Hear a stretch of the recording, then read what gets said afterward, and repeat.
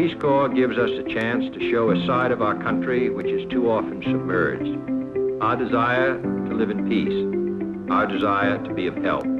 There can be no greater service to our country, and no source of pride more real than to be a member of the Peace Corps of the United States. Hello everyone, and welcome to the My Peace Corps Story podcast. I'm your host, Tyler Lloyd, and I'm here to help tell the stories of current and returned Peace Corps volunteers.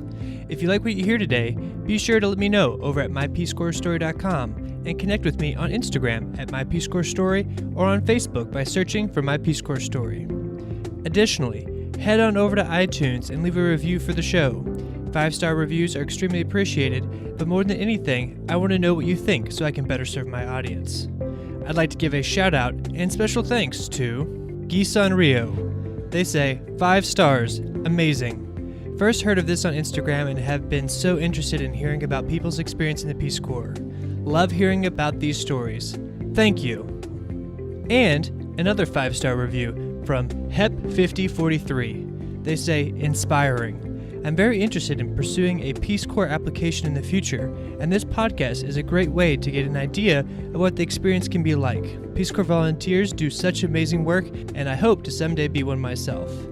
Well, best of luck on your journey in becoming a Peace Corps volunteer. Maybe one day I can interview you on the show, HEP5043. Today on the show, I interview Travis Hellstrom. Travis served in Mongolia from 2008 to 2011 as a health volunteer. Travis is an author, blogger, and optimist. He has a passion for happiness, simplicity, love, authenticity, and optimism, and he's pretty crazy about cream soda. I talked to him about his Peace Corps service, meeting his wife while he was a volunteer, and his work after Peace Corps, spreading optimism. This is my Peace Corps. Peace Corps. My Peace Corps. My Peace Corps story. This is Travis Hellstrom, and this is my Peace Corps story. Hey Travis, how you doing? I'm doing great, Tyler. How are you? I'm doing excellent. I'm very excited to have you on the show as an author that has put out a lot of material and has just been doing a lot of very interesting work post-Peace Corps. I'm really excited to talk to you today. I'm excited too. It's an honor to be here with you. Well, thank you very much. Just start off, tell everybody a little bit about yourself. You can go into your service, where you served, when, what did you do, and then sort of bring them into present day. So tell us a little bit about Travis. Sure. Well, my Peace Corps journey starts back at college. I was a pre-med student thinking about medical school and thinking about Peace Corps. And I was thinking about it in my junior year and my senior year, and I was able to actually go to Costa Rica and volunteer for several months in a children's hospital there. And I also got to meet a lot of Peace Corps volunteers there. And that helped me decide that Peace Corps felt like the right thing. Medical school, I think, could have been a great choice, but Peace Corps felt right, and they felt like my people. And that got me into the Peace Corps process. So I applied. I ended up actually getting not rejected, but I turned down the first invitation because it left. I was in my graduation gown and got a Peace Corps call, and they said, "Hey, would you like to leave next week?" I'm like, "I don't know." So I ended up declining politely my first request from Peace Corps, my first invitation. Understandable. Yeah. And they seemed to be understanding. They weren't as understanding about the second time I declined, but I ended up getting a third invitation, thank goodness, and it was for Mongolia, which ended up changing my life. So I went into Peace Corps Mongolia in 2008 and left in May. When we arrived, there was snowflakes falling in the airport parking lot at the end of May. And there was also 2 security guards chasing a horse around the parking lot. So Mongolia made an immediate impression on our entire group. They also told us during Peace Corps training, out of 65 of you in the room, 3 of you are going to get married to a Mongolian. 2 of you are going to get married to each other in this room. They threw all these statistics out. I don't know if they did this to you, Tyler, in your training, but they threw all these numbers out because they've been tracking it for 20 years in Mongolia. And I was like, that's crazy. There's no way. And they were not only accurate, but they vastly underestimated these numbers of volunteers who got married to one another or to host country nationals, myself included. I met my wife, Tunga, while I was serving. in Mongolia. So I was a health volunteer. I worked in the eastern province of Sukbatar in Mongolia, and I worked in the hospital. So I was training hospital nurses, doctors, mostly in English, which was their request. And then my third year, I worked with the World Health Organization out of the capital city. And when I was there working with the director of the WHO, he also said, one of the biggest things that health volunteers can do in Mongolia is teach English, because we provide trainings. We send doctors and nurses all around the world to United Nations trainings, but they need to be able to speak English. And that was a big surprise to me. And I think it was really interesting, especially during my first year, to listen a lot, listen to my host country friends, to listen to people that have been in the country for a long time, and to hear things like that we got trained in all these amazing techniques and ideas around health work. But really, teaching English was something that everyone wanted, and I obliged and supported. And now it's interesting, almost 10 years later, to see those people who are in my English classes and now are the directors of the hospital, directors of the health department, directors in the English, department for the province, and just amazing leaders, amazing people who've gone on and just done wonderful things for the country. And English has been a huge part of that for them. So I'm humbled that I got to play a part in that. But I'm also humbled by that advice that I got early on that would have been easy to decline. And I'm not here to teach English. I didn't get any training in that. But in fact, that was something that made a huge difference. And in my personal life, I met my wife Tunga, who at the time didn't speak any English, and my Mongolian was rudimentary at best. And we ended up getting very close, and then after several years getting married, and now she just finished graduate school here in the U.S., so her English has gotten quite good. And after Peace Corps, I stayed a fourth year in Mongolia. I worked with a tech startup, which ended up becoming the first certified benefit corporation in Asia. And we started the TEDx event there in Mongolia in 2011. It was the first TEDx. It went really well. Last year, it's gone so well. In fact, there's been 15 other TEDx events around the country since then. And the last one was hosted in the parliament by the president of the country. So TEDx has also done very well in Mongolia. And the Mende, who I worked with in the startup, the New Media Group, is still a good friend and a wonderful person doing some amazing work. And he was one of the first people several years into Peace Corps who came up to me and said, I see what you're doing. I put a lot of stuff on my website. And he said, I've seen what you've been up to, your projects, and I think they're wonderful. And I'd love to help you. Is there any way I can help you? And I had spent years going in and having that same conversation with people in Mongolia of how can I help you, to the children's department, to the health department, to whoever would listen. And that worked well. But he was the first person who'd come up to me and asked me as a Peace Corps volunteer. So we get along really well, started TEDx, worked together.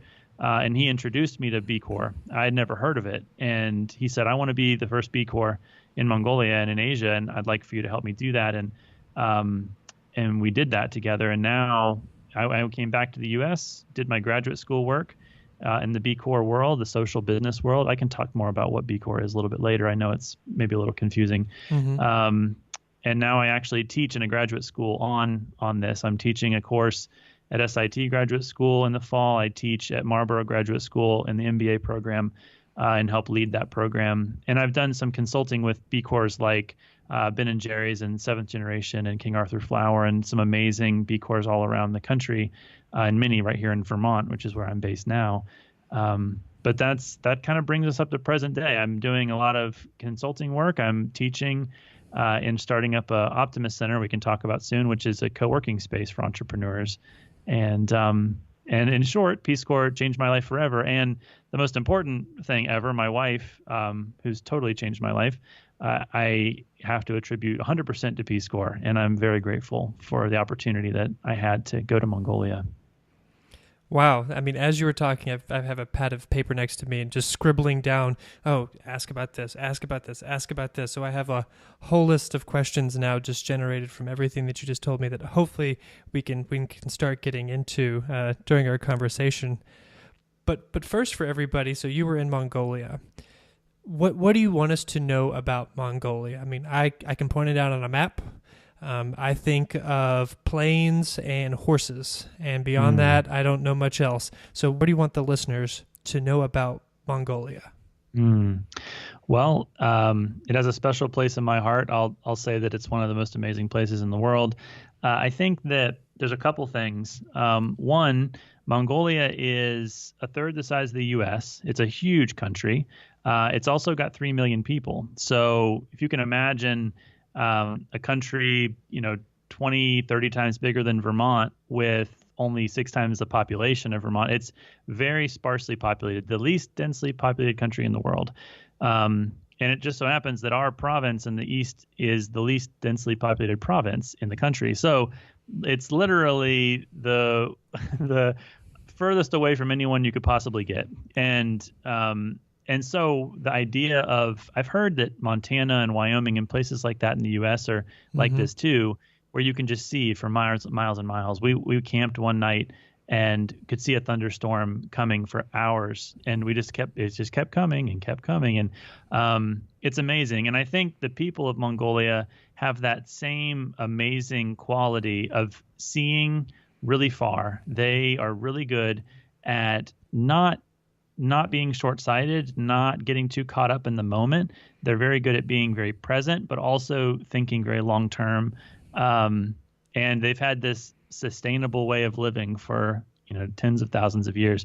I also would encourage people to look into the true history of who we call Genghis Khan, but who the Mongolians called Chinggis Khan. There's some great books written about him. One, Genghis Khan and the Making of the Modern World, is fantastic.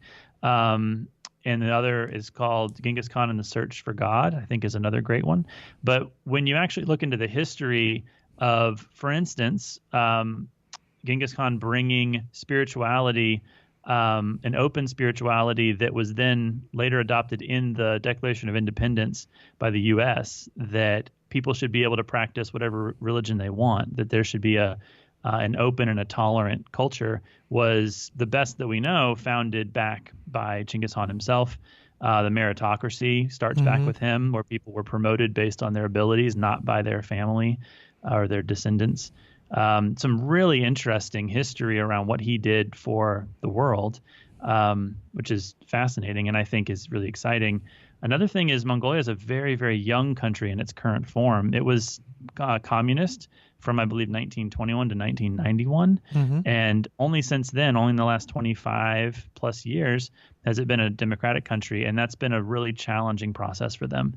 And I couldn't quite appreciate that until I was able to talk with Tunga and her family at length over the years about what that was like for them. And I think that's very humbling, very interesting. And it's similar to talking to someone who lived through the Depression and has a very different worldview because of that, even today. I think that's similar to how people in Mongolia don't take anything for granted, and that their democracy is still very fragile, and they take that very seriously. The other thing that I would say is that they have adopted a type of spirituality that goes back thousands of years. The term Dalai Lama is actually a Mongolian term. Dalai means sea, and Lama is a teacher. So a teacher with wisdom is as large as the sea. And that was given to the third Dalai Lama, and then retroactively to the first and second.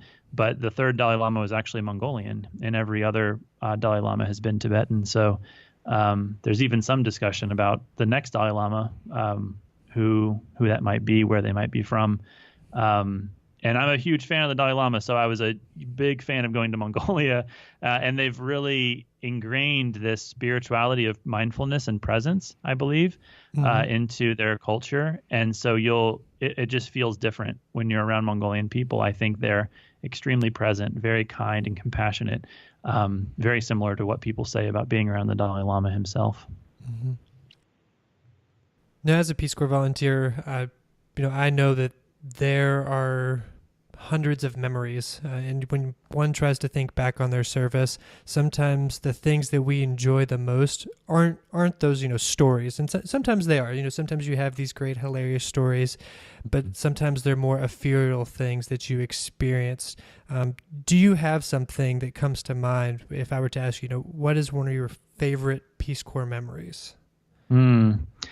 Yeah. I mean, just like you said, I have a flood of memories that come back to me. Luckily, I've written a lot of them down, so they're in my books. Enough. If you go to my website and look at my books, there's a book called Enough, and that one has a lot of my stories in it. Some stories that people, as I was, as we all do in Peace Corps, we get on Skype or whatever, we email people and we tell them these stories, and often people would say, you've got to write that down. That's really great. You've got to keep that and make sure you tell other people that story. I definitely have a lot of those funny stories. Some funny because I got myself into funny situations. Some funny because they were cultural differences. I mean, I think if I had to say my favorite, I'm immediately going to romantic memories, obviously. And for me, with my wife, I can say that one of our first moments when, I knew that I wanted to be closer to her, and she was this amazing person, the most amazing person I'd ever met. And I knew that I wanted to ask her if she would be open to dating, but I knew that it's complicated. Multicultural relationships are complicated. And even the idea of dating, I'm not sure about you, Tyler, with the, training or different things that you went through. But in our training, they tell us, there are all these different things that in Mongolia might be read very differently than in America. And you need to know that. So what I did was wrote a letter and gave it to her in person. And we were alone and we were able to, sit down and have time together. But I had written this letter that I thought would really help explain things clearly. And then, but her English wasn't good enough yet to be able to read the letter and immediately respond. So what happened was I gave her the letter. She immediately asked for the English Mongolian dictionary and read through it, took notes, and then started writing her own letter back to me. So I'm sitting there like waiting and waiting. And then, I mean, I'm just waiting, wondering like, is this good? Is this bad? I have no idea, and she's writing and she'd be looking up in the dictionary for herself to write, in English back to me. And then after like 30, what felt like forever, but was probably 30, 45 minutes, she crumples up the letter and throws it away and then starts rewriting the letter. And I'm like, what does that mean? And she says, I want it to look pretty is what she says. It's like, oh no, did she change her mind? So I thought, okay, that's okay. If she wants it to look pretty, then that's probably a good sign, but still I'm kind of on edge. Right. But yeah, after, I don't really know how long this took. It felt forever. I finally got back what was effectively a yes, which was wonderful, and life-changing, but it was just this wonderful experience too, of both of us having to spend so much energy on communicating and making sure we were being really clear about what we were saying. And I think that also set us up for a really great relationship too, because we take a lot of time together when we communicate to be very clear. And also, it's really interesting. In multicultural relationships, I had no idea I'd ever be in one, but it's been incredible. And I think that was one of the first experiences that I had. And it was very, very special. And we still have those letters today. Wow. Yeah, I can't even begin to really comprehend how difficult it must have been initially starting off. So there was this person that you saw and that you wanted to be close with, but how did, you talked a little bit about, writing the letters back and forth, but how did that communication start to work? Because I just know from just the friendships I had, I had great friends in Village, but there were times when I just couldn't express myself and really struggled to have an understanding that was much deeper on an emotional level. And then here's this person that, you wanted to be romantically involved with. So what was that like? What were the... Yeah. Well, there's a couple, I think, funny elements here. One is, or not funny, but also very deep and interesting questions. One would be, can you fall in love with someone without words? I guess is one first question. And I don't mean just the love at first sight kind of thing. I mean, can you observe someone and how they act and how they treat others, not knowing necessarily the language, but fall in love with that person? And in my experience, you can. And I've told other people this. When we taught a summer camp, Tunga and I, and a lot of the young girls, especially at the time, would ask Tunga or ask me, why did you date? How did you decide to date one another? I would tell them, the thing that I find most attractive about Tunga is her kindness. She's so kind to everyone. And you don't need language to see that. That's something you can watch someone and see how kind they are at any moment of any day, and especially over time, seeing them interact with everyone of every different kind and job and everything. So I fell in love with her kindness right away. And I think also there were some really fun opportunities that I had because I was teaching English and she was in my classes with the doctors and nurses, that I was able to ask questions to figure things out. For instance, what's your name? Or are you married? Or do you have a boyfriend? Things like that were very good information for me to know, but also were good lessons to be teaching in class anyway.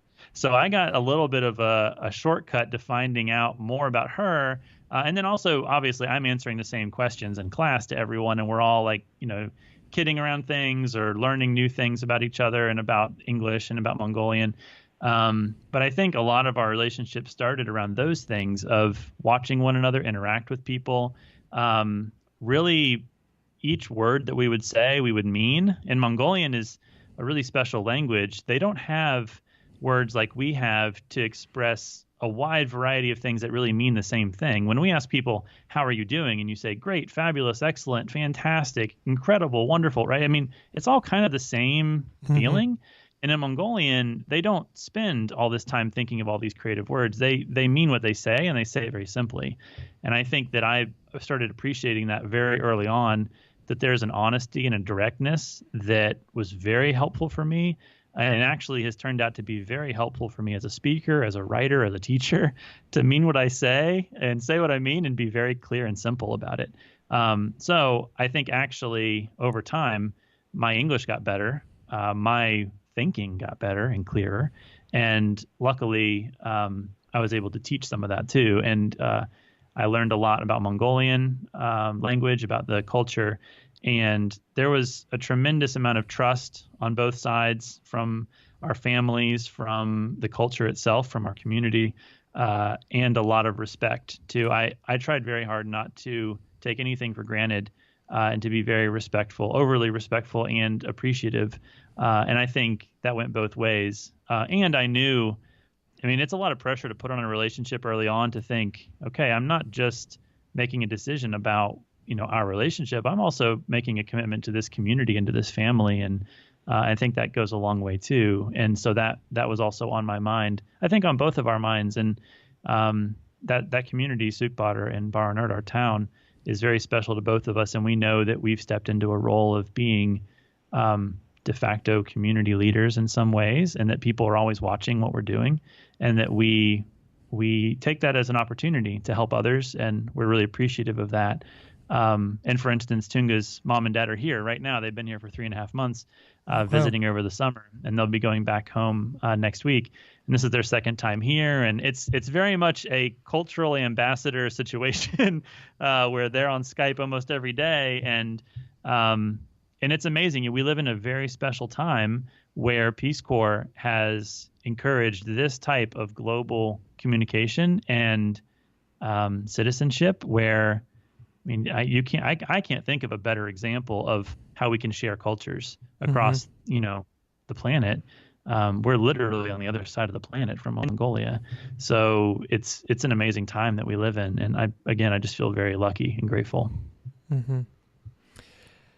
Now, you have your wife and still a great connection to Mongolia and your service, but is there anything that you miss about the Peace Corps that maybe you haven't been able to recreate in your life day to day in the United States, or maybe you have, and how have you done that to keep those ties where you don't feel that you're missing out on something that was so important to you in Peace Corps?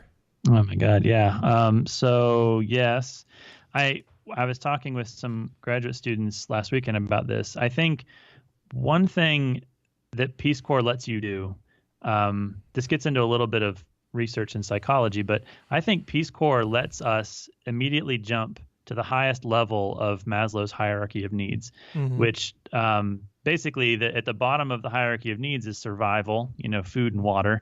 Then there's ego, and it's all about me and making yourself great. Then there's kind of the community and helping others and reaching out to others. And then there's this idea of self-transcendence or self-actualization, where we get to go to the very highest level of service and caring about others and doing what's best for the community and really going beyond ourselves, something bigger than ourselves. And it's so hard to get to the top of the pyramid, I think, around the world. But in Peace Corps basically says, look, we're taking care of the survival stuff. You got your monthly stipend. We're taking care of all these other questions, all these other issues. We encourage you to get over yourself and to really just focus on the community and what you can do.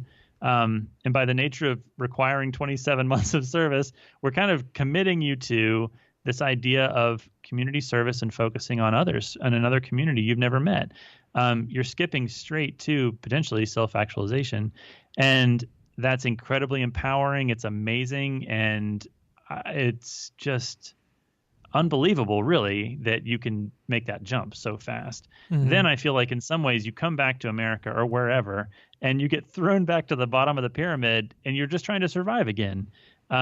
Because maybe the standard of living is so high or whatever it is, we just get thrown back and it feels like, oh my gosh, I've got to climb and claw back up the pyramid. And I think that can feel really, really tough, because the idea of spending your waking hours thinking about how you can serve others and serve a community is fantastic. It feels wonderful. I think it's what we're meant to do as people, as humans. And I think that's why it feels like such an honor, too. And I don't think Peace Corps is alone. I think AmeriCorps volunteers feel like this. I think in a lot of ways military service feels like this. I think there are a lot of times when we feel like we're our highest self and we're serving others. And it's too bad that it's so hard in other places in our lives or other geographical locations to do that. So to your point, how do I try to bring that back in, or is it possible to bring that back in? I think it is. But I think there are some things you can do. I think one is make your pyramid a little smaller. For instance, don't buy a huge house, maybe have a smaller place that doesn't require so much rent or whatever it is. Make the survival part of your pyramid smaller so that it's easier to move up to the next level. And obviously, I think Peace Corps encourages us to think about ourselves in new ways and not get so tied up in ego and in job titles and stuff like that. So I think there are ways that we can simplify our lives a bit and maintain more of who we really want to be. But it is a struggle.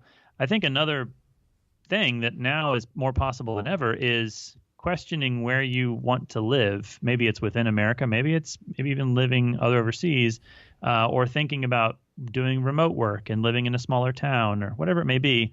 I think getting creative about doing work you love and living in a place that you love, I think that can really help a lot. And then maybe lastly, I would say that Peace Corps now is very different.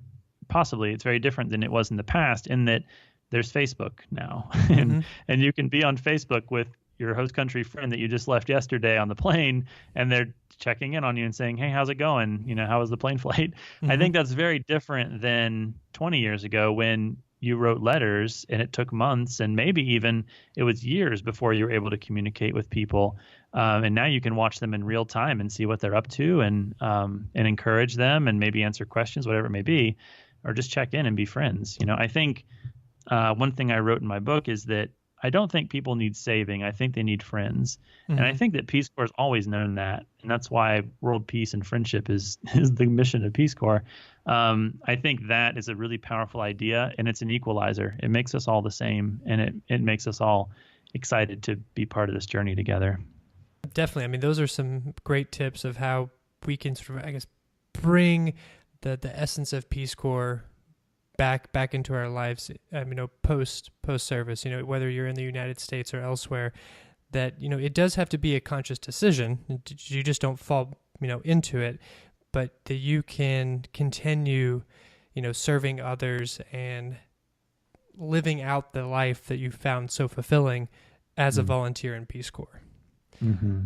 Maybe one more thing, and you just reminded me, is I I think we should be easy on ourselves. I think volunteers can be really hard on ourselves, especially during service. Mm-hmm. You know, I'm sure you saw, maybe you were yourself, one of those people who was just really hard on themselves. And I don't think that goes away when you get back. It probably gets easier to be harder on yourself in America. So maybe we should all band together and do things like you're doing, Tyler, of reaching out and supporting each other, and also just giving ourselves a break a little bit. Like I know that Peace Corps volunteers are incredible, and that they have huge hearts and they want to be doing the right thing. And I guess we should look at the long game. You know, let's try to do the right thing over the next 50 to 60 years. Let's not try to do it all in the next 2 years and give ourselves a heart attack. So I think if we can be a little easy on ourselves, give ourselves some credit and also support each other, I think that could be wonderful. No, definitely. I know that I was, very hard on myself, especially, the first year of my service, when really you're just trying to, figure out the language, the cultural differences. And, for me, being sort of a go-getter and a leader from my life in the United States and then coming to Peace Corps, it's just, frustrating of I want to do good, but I don't know how. But I guess, not undervaluing the steps that it takes you to get to a place where you can really do good in the world, building those connections. And it does take time, and it's, maybe be a little bit easier on yourself and understand that it is a journey to where you're, where you're going, and you will learn lessons and make those friendships that will help you in the end. Very well said. I want to start to understand how you got into the whole, I guess, entrepreneurship and optimism and the TEDx and just helping people out. When, you were coming from a service bent of Peace Corps, but you were a pre-med biology student, then working at a health center, and then you're on this sort of entrepreneur business side, and you've been working with these B Corps. So how did that happen? What was that sort of transformation and journey? Yeah, that's a great question. I think there's a really good book out there called How Will You Measure Your Life? And in the book, he says in there, and I hadn't seen this before, he said, if you really want to help others, be a manager. And I had never seen that before, but I think that actually sums up what explains what I've done. And it's that I've always wanted to help others. That was the reason I went into pre-med work in the beginning. That's why I went into the Peace Corps. And when I was in the Peace Corps and I was focusing on that and helping children in the Children's Center and helping doctors and nurses in the hospital and patients, I started seeing that a lot of the struggles that people were going through weren't really solvable through the health system. They were mostly economic challenges. They were people who didn't know how to start a business but wanted to start a business. And actually starting a business in communist Mongolia for 70 years was illegal. It's not legal to start a business. It's all state organized. So that whole idea of entrepreneurship had just been taken out for decades. So people were hungry to start businesses but didn't know how. They were interested in creating opportunities. There were closed factories all over the country and people that had lost their jobs and didn't have anyone giving them new jobs. And the more I talked to people, the more people said, look, we just need jobs. We need to do something and we don't know what to do. And we want to be starting businesses, but we don't know what kind of businesses to start. And I started seeing that a lot of the challenges were economic. And I think that probably isn't unusual even for American towns and rural areas, right? That people are like, look, we used to have all these factory jobs and now we don't. What do we do?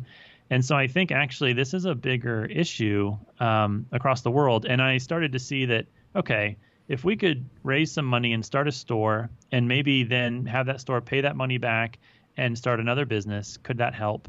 And that sounds like Kiva. At the time, Kiva, was still very young and it wasn't in Mongolia yet, but we kind of created our own little Kiva approach and we built a store and it did make a difference. And actually the store started even making decisions that we hadn't thought of. For instance, the store decided not to sell cigarettes and not to sell alcohol. And we wouldn't have mandated that because that's a pretty rough financial decision to make. Yeah. But they made it because they said, we're a community store. We want to be healthy for the community. And even in America, what CVS just now stopped selling, that kind of stuff. So I think that was very brave of them. And in fact, they've taken that money and reinvested it and started a bakery. And then they're reinvesting it and starting like a car mechanic shop. And so I think it's a pretty fun example of a pretty simple idea that's already working pretty well. And it got me inspired to think, okay, how could we help other people find great jobs? Because as we know, just from our own personal experiences in our own families, when parents have good jobs, then they're treated well, they feel good, their workplace feels good, they come home and their home feels better, and everything ripples out from there. If you're enjoying your work and doing things that you believe in on a daily basis, then your friendships are better, your family's better, your community's better. And I think that's at the heart of this B corporation movement, that for-profit doesn't have to mean anti everything else. And in fact, we can have great companies that are great for the environment, that are great for their workforce, that are great for the community.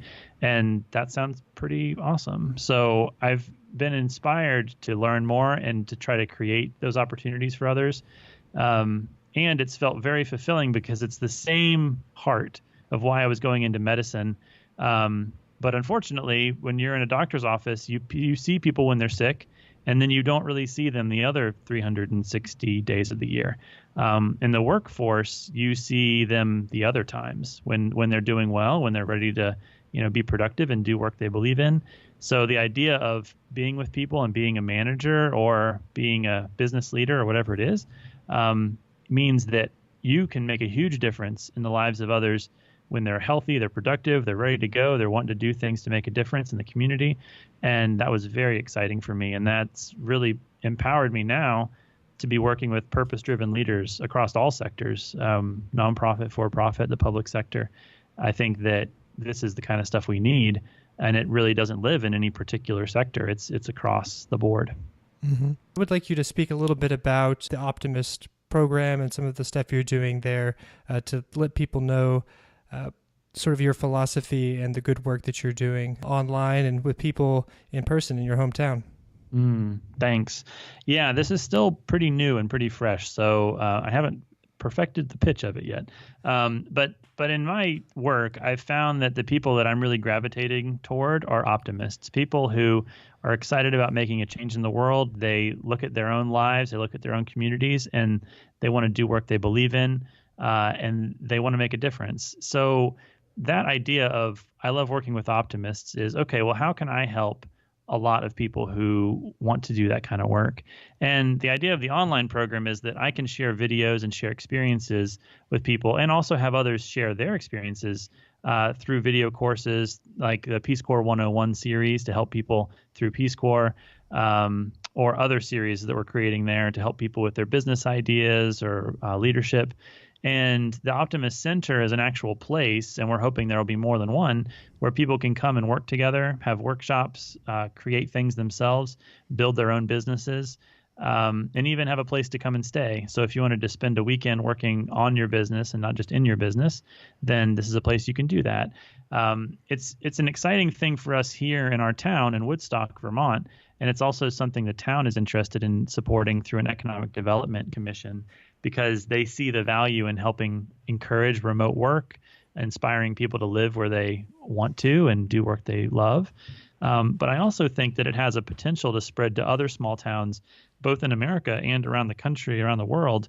When I imagine supporting our community back in Mongolia, one of my wife and I's dream is to create a center there where we can be supporting a women's empowerment initiative and supporting women who want to create their own businesses, who want to have a place they can come and have mentorship between women of different ages, maybe mothers and new mothers, maybe teenagers and people who might inspire them or mentor them and support them in their career choices. So this idea of an Optimist Center is, can there be a place you can go that can encourage you and support you in making the kind of change you want to make in the world, whether that's a business or a nonprofit or an educational institution. That's the dream behind what we're up to. It's also an ongoing adventure. So it's very much in the beginning stages. If someone's excited to be part of it, I encourage you to check out my website and you'll see it right there. and just to write in. I mean, I'd love to hear people's thoughts. It's very new, and we'll see how it goes. But at the moment, it seems like it's really powerful. And actually, I think the women's empowerment isn't something just Mongolia needs. I think it's something right here in Woodstock that is very much something we're trying to support in the center as well. So it's wonderful. It's got me on the edge of my learning. So I'm definitely learning a lot through the process, but I can feel the growth that's happening, and it's wonderful to be part of. Just today, multiple conversations with people, some several hours long, supporting them in their work, whether it's their businesses or their dreams of the future. And that feels really special. And it does feel a lot like Peace Corps, actually. So it's nice to reflect on that with you right now.